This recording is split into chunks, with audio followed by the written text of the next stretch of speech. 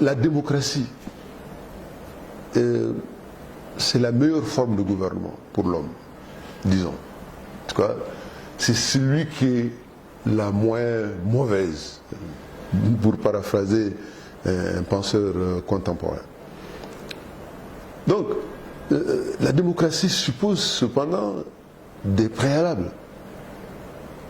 Mais le préalable le plus important, c'est le citoyen qui doit être formé et informé.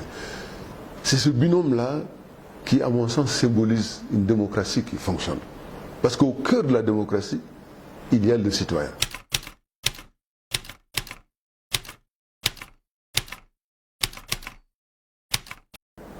Le citoyen, l'homme pour qui tout se détermine, toute la démocratie se détermine, le citoyen.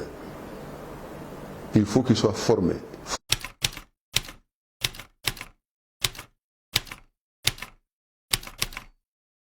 Ça veut dire qu'il faut qu'il soit éduqué. Éduqué dans le sens de la prise de conscience de ses devoirs, de ses droits, de son action au quotidien, son action transformatrice, pour qu'il y ait un mieux-être pour lui et pour la collectivité. Ça, c'est absolument important. Parce que quand on n'est pas formé, ça veut dire quand on n'est pas éduqué, quand on ne reçoit pas l'enseignement qu'il faut pour adapter, on va dire, son comportement, sa démarche à un mode de production ou un mode de vie pour créer de la richesse, pour créer donc du progrès, mais il n'y a pas de société. Donc la formation est au cœur du débat démocratique. Mais là, entendons-nous bien, la construction du citoyen, la pierre angulaire qui maintient l'édifice, c'est la formation du citoyen. C'est bien fort. Le deuxième pied du binôme, c'est l'information.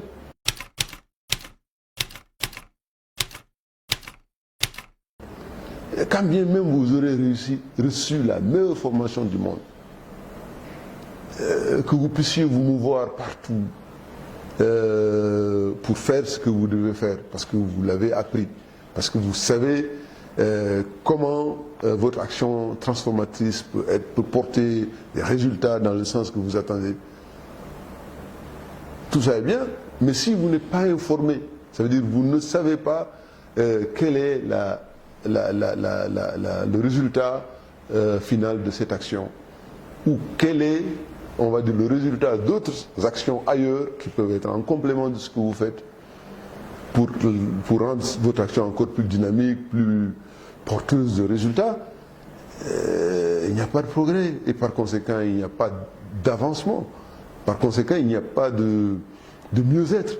Donc l'information est utile, c'est pourquoi elle est au cœur de tout.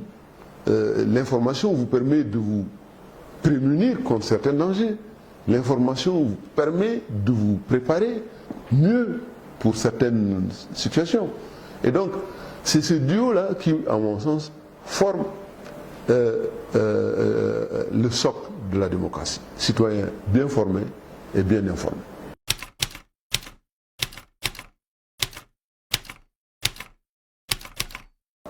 Je pense qu'un citoyen bien formé ne produit pas des actions qui ont tendance à rendre la vie en société difficile ou à tout le moins dangereuse.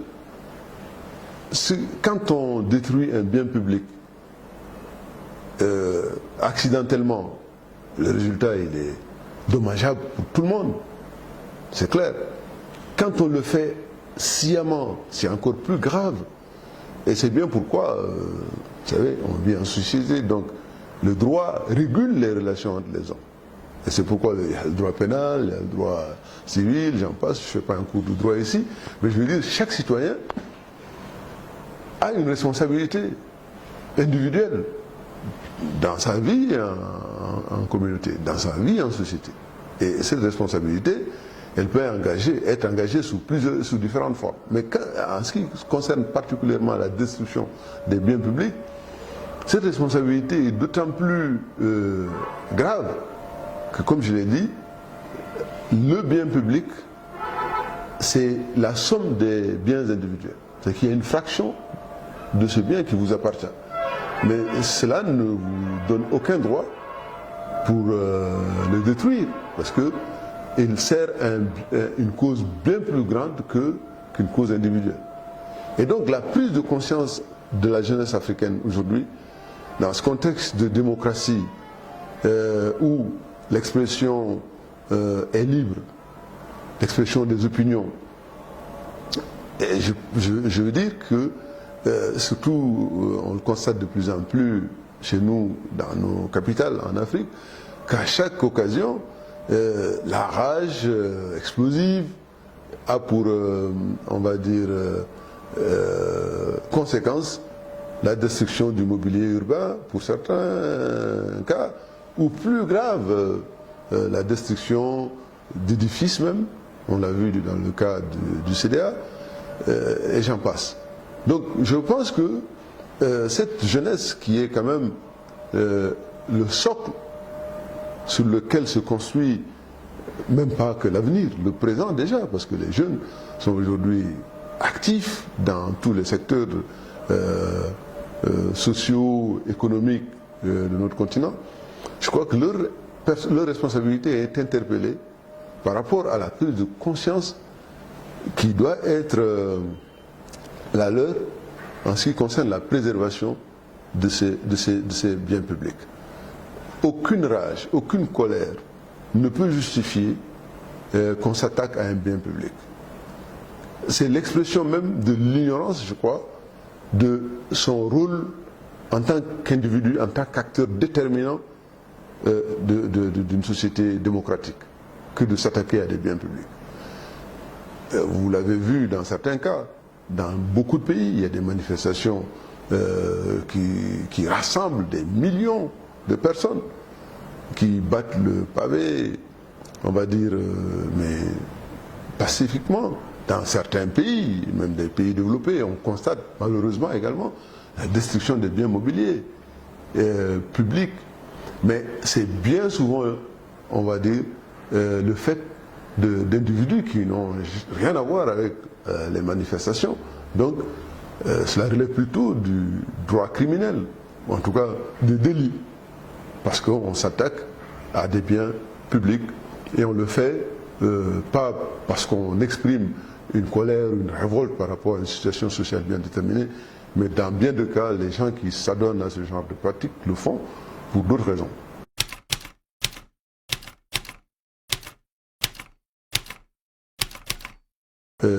Moi, je pense que l'Afrique, plus que jamais, a toutes ses chances dans ce monde globalisé. Toutes ses chances parce qu'elle a une jeunesse qui bouillonne d'idées, mais une jeunesse qui piaffe d'impatience aussi par rapport à son implication dans les prises de décision. Mais justement, c'est le temps où cette jeunesse responsable, bien formée, bien informée, doit prendre son destin en main et être un acteur de construction, un acteur de changement et non un acteur de destruction.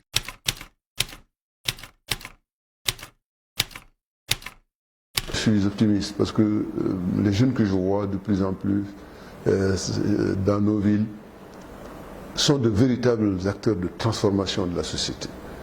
Que ce soit ceux qui sont engagés pour la défense de l'environnement, et ils sont de plus en plus nombreux, et c'est important à signaler, que ce soit ceux qui, ailleurs, s'engagent pour assurer la sécurité des biens et des personnes, surtout ceux qui sont engagés dans les différentes armées de nos pays, qui ont aujourd'hui la lourde et redoutable tâche de faire face à cette nouvelle guerre des temps modernes, le